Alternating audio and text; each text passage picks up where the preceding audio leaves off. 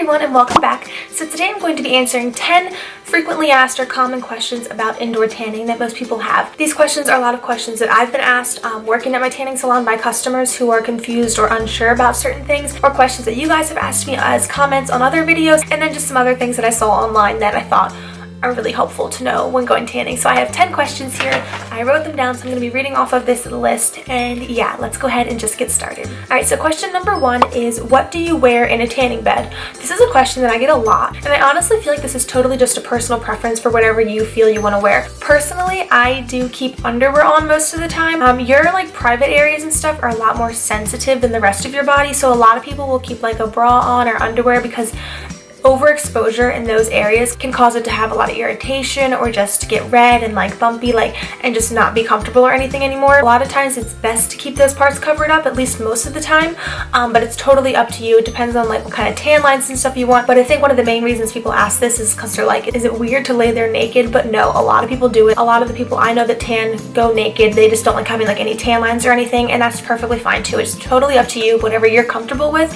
But just so you know, you have to be very, very careful with those areas and stuff to make sure that you're keeping them safe. Okay, so question number 2 is, do the more expensive beds work better than the less expensive beds? I get like so sad for people almost when they come in and they think that because they spend all this money but they don't understand what the beds do. So first of all, you want to make sure you have a really good knowledge of what the tanning beds do and like different levels or different beds, however your salon does it, because that is not always the case. So we have 5 different levels of tanning beds at my salon, and the most expensive one for a single session is $30, and that is a strictly bronzing bed. So most people will come in and they'll say, I want to get tan super fast, I see this is the most expensive bed, put me in that one. But little do they know that that bed, you have to have a base tan already for that bed to even do anything to you, and then they'll come out, they're all upset, they paid $30 and they didn't get any color. Just because they didn't listen or ask or get any knowledge on the bed first. So that's not always the case. So you want to make sure that you know the rays in the bed, what each bed does and stuff before you just pick the most expensive one, because it's not necessarily going to work the best all of the time. Alright, so question number 3 is, what should I do to prepare myself before I go tanning? So you really want to be like as fresh, if that makes sense, as possible. So like freshly shaved, moisturized, exfoliated. You want all the dead skin off of your body, because if you go in with dead skin on your body, then you're going to be tanning the dead skin,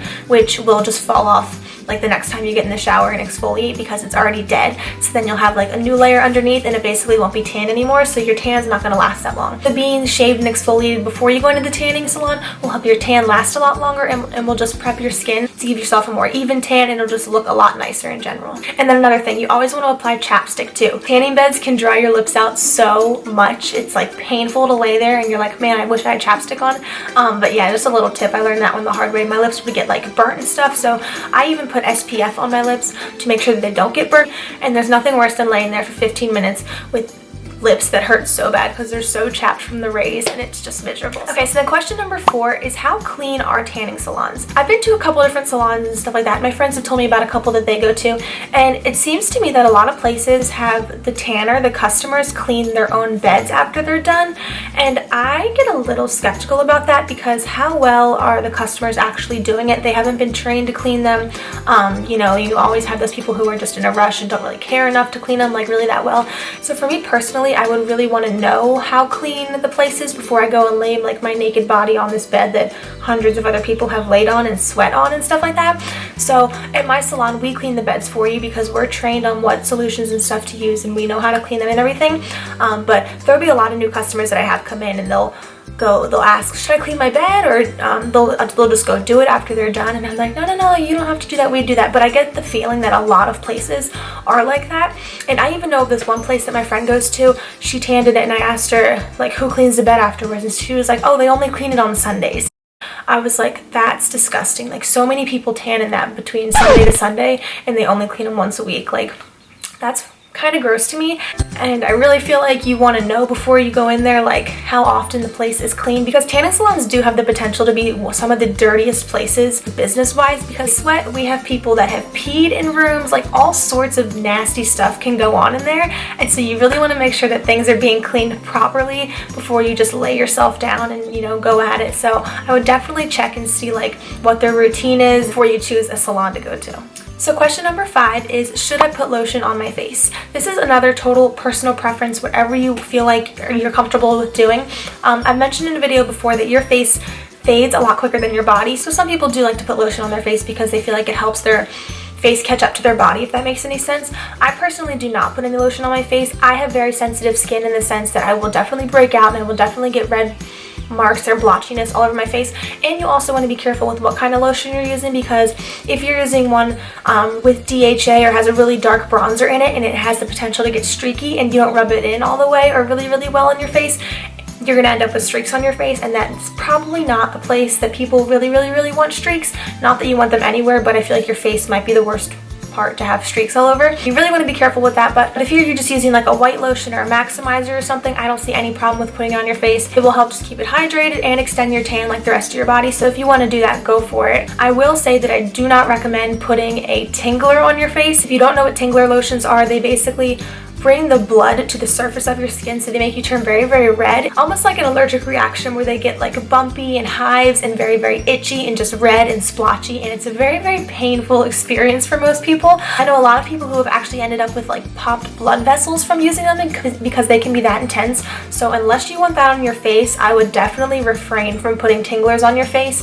I don't believe it's the best idea, but once again, it's a total preference. Number 6 is, should I take my makeup off first? It is definitely recommended that you take it off first because once again, you'll get a more even tan, and then also most makeup like foundations and moisturizers do have SPF in them, so that could help kind of block the rays a little bit from tanning your face as well as they could, but it's totally up to you. I personally actually never take my makeup off because whenever I tan, it's normally like in the middle of a shift or like right after a shift or before a shift, so I'm just not ready to take my makeup off for the day. But in a tanning bed, they can be hot. You may sweat in there, so your makeup may get messed up and stuff, but it's totally up to you once again if you want to take it off before, but just saying you might get a better, more even tan if you do take it off, so there's nothing protecting your face from the rays. Then if you do decide you want to take your makeup off and you didn't bring anything with you to do it, most tanning salons do sell like makeup remover wipes, just like single packs of them and stuff, so you can always ask your salon employees and stuff to see if they have anything that you can use. So this next question is something that I get a lot, and I also get really frustrated when people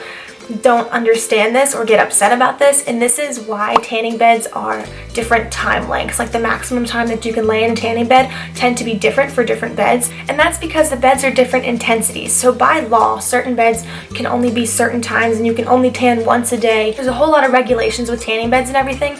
Like at our salon, we have 2 of our levels are 15 minutes, our level 3 is 12 minutes, our 4 is only 10 minutes, and then our level 5 is 12 minutes. So they're all different, and then the stand-ups are even different than those. So they're all different, but it's just because the bulbs are different intensities, and the tanning regulations that kind of say how much exposure your skin can have per day in a tanning bed, it evens itself out. So a 15-minute bed may have less intense bulbs than the 10-minute bed. That's why it's a little bit longer, but when it comes down to it, you're getting like the same amount of exposure on your skin, if that makes any sense, for like safety reasons. So it just makes you really frustrated when people come in and say, like, you see that like our level 3 bed, which tans you really quickly, is only 12 minutes, but then our level 1, which literally does nothing for you, like you have to go a lot of times in order for you to see any difference, is 15 minutes. So people will always say like, well, of course I'm going to do the 15-minute bed. Why would I pay more for less amount of time in the bed? Because it does more. It tans you better. It has higher intensity bulbs. So just because you can go longer in one bed does not mean that it's a better bed than something that's less time. Okay, question number 8 may be kind of obvious, but we have a lot of questions and stuff about this actually in my salon, and that is, can I tan while I'm pregnant?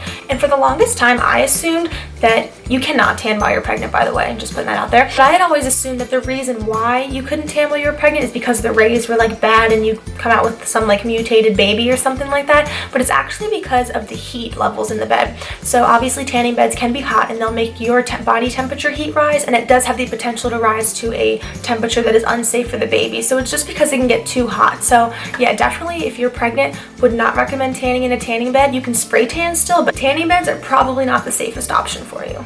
Okay, so number 9 is, how do I get rid of pressure points? And if you don't know what I'm talking about, sometimes if you look at your back, you may have like white dots maybe up by your shoulder blades or down kind of on like the bottom of your back, like on either side of your spine, or sometimes even like on your upper butt. Some people will get them and they're just like white little circles, basically just your skin that never tans. And the reason that happens is because when you lay there, those are the points that get the most pressure on them, so the blood doesn't really reach the surface of the skin there because there's so much pressure, which means then they don't really tan. I really rarely ever notice them on me, but I know some people have like really bad like white dots on their back and stuff. But how to get rid of them is that really you just have to adjust your weight. So if you still want to do lay down beds, you can either flip over or something and try laying on your stomach and tanning your back a little bit more, and then that should help get rid of them. You can just adjust your weight, so maybe like put a little bit more pressure on one side of your body and then try the other side, stuff like that in the tanning bed. Or if your salon has them, you can even try stand up, because obviously in a stand up you get to stand, so you won't be laying or having like pushing on those pressure points or anything. So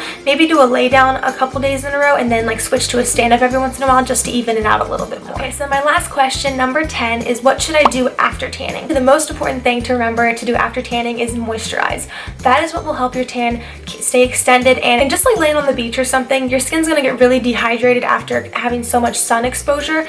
So you really want to make sure you moisturize it and put lots of lotion on to make sure that you put that moisture back in your skin, just to keep your skin nice and healthy if anything. Then you want to make sure that you don't shower right away, because showering, number one, is an exfoliator, so you'll basically rub off once again the tan that you just tried to achieve. And also showering does have the potential to dry out your skin also, which I know sounds weird because you're showering, you're getting wet, so that should be moisture, but it's like after you get out of the shower you have to moisturize, you know, because your skin will get dry or something too after you exfoliated. So I would recommend moisturizing as soon as you get home from the tanning salon, and then wait a couple hours, like nighttime before you go to bed or something, and then shower, just to give it a little bit of time to settle and let the moisturizer sink in and stuff before you just rub it all away or anything. Alright you guys, so really quickly I wanted to announce the winner of my tanning lotion giveaway, but before I do that I just want to say thank you to everyone who entered and participated. It got a really great response that I did not expect to get for my first giveaway ever, but it was really awesome to see, and I loved like reading all the comments saying like what lotions you guys would like to use, or like something about your tanning experiences and how much my videos have helped you guys, because that meant so much to me and it was so cool to read all those.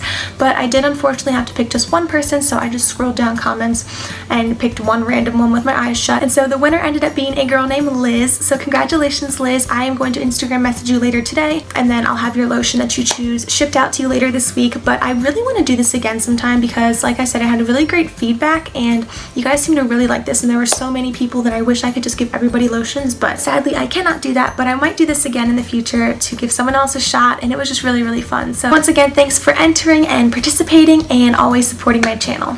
Alright, so that is it for this little tanning Q&A. I hope some of these question and answers helped you guys out. If you have any other questions, feel free to put them down below. I would love to do another one of these. These were just like the top questions that I've received or that I've heard people asking, and I thought it would be kind of nice to give you guys some insight.